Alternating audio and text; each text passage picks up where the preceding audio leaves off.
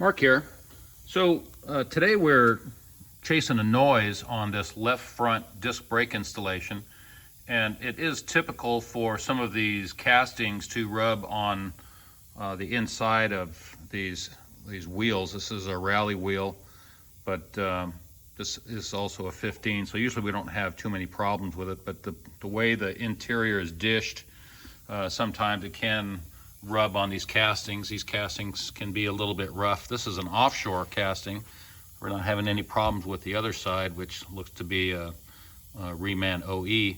So you can see where I've chalked up this caliper and also the inside of the wheel so that I can check to see where that chalk is being rubbed off, so that I can see exactly where to hit it with a die grinder and try to make this noise go away. So one of the things that was causing me a little bit of grief until I figured out what I was doing wrong is that when I was pulling the wheel off, I was inadvertently clocking it in a different position.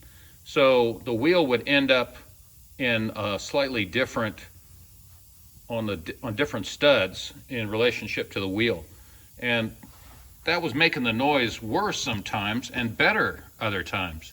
And what I attribute that to is that this wheel must be slightly tweaked, so it's a little bit off, and that is also one of the things that seems to be causing me some problems.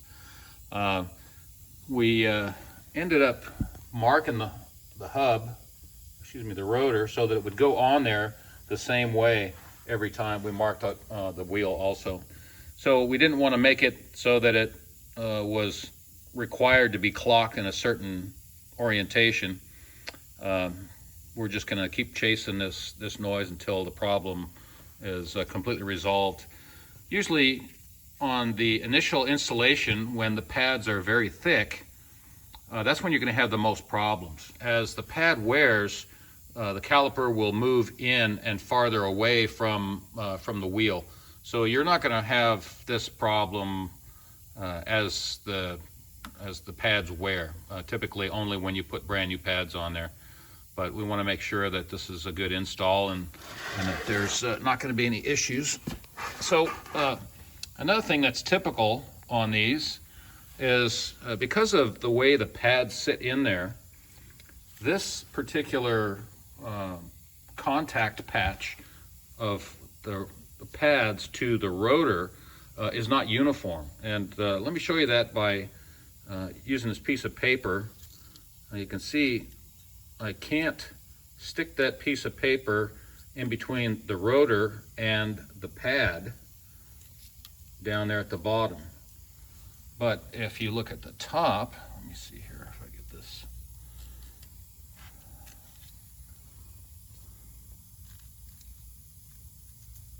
See how that goes in there. I get another, flip this over. There.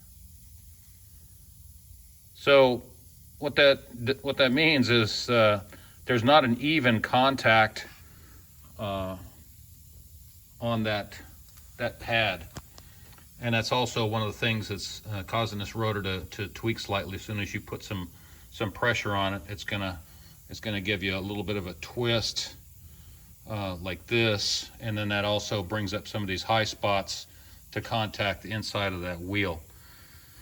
As time goes on, I don't know how much test driving it's going to take, but we'll have that outboard pad worn enough so that it's an even application. That uneven contact between the rotor and the pad also creates a pedal condition that mirrors air in the lines.